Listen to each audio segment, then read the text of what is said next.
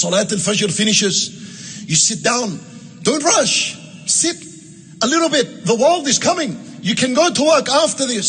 Sit and make some dhikr. The minimum of subhanallah, alhamdulillah, wallahu akbar, the minimum is to say it 10 times.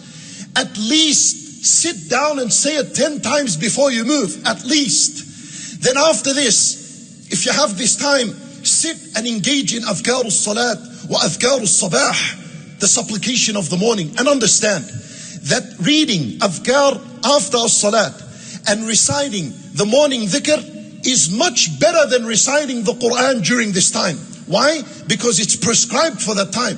And Quran generally is the best dhikr on earth. But when there are times in which other adhkar are prescribed, then they become better. So you make adhkar after salat, and then you begin with adhkar al-sabah. After you finished all this, you begin to read some Quran that Allah subhanahu wa ta'ala allows you to read.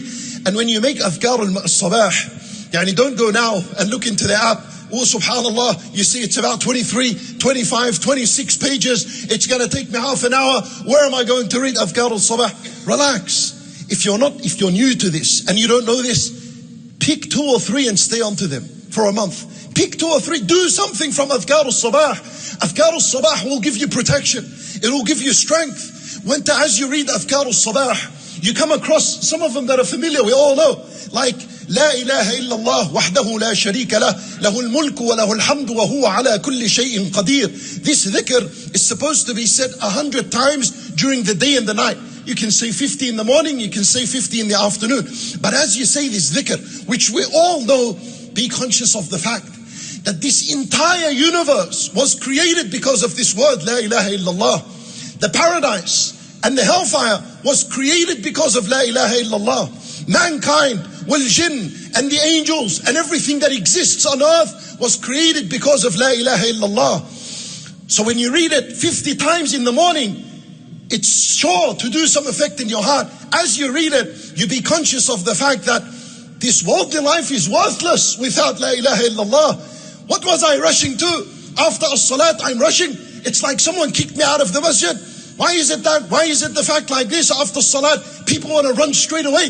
It's like, they've been choked and suffering inside, that we cannot wait to leave. Someone's kicking you out. Sit down and make these adhkar. When you say, La ilaha illallah, wahdahu la sharika lah, lahul mulku wa lahul hamd, wa huwa ala kulli shay'in qadir. Trust me, it'll settle you.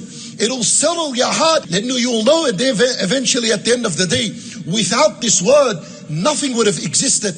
Everything is worthless without this word. So give it its time, give it its right. Sit down and read it and recite it and perfect it. And now the sun hasn't even come up yet. And look how much a person has done. This is the life of a productive Muslim during Ramadan. And outside of Ramadan, you continue this strategy as well. By now, you've proven to yourself, al-akhiratu hammuh, that, oh Allah, truly, really, the hereafter is my concern.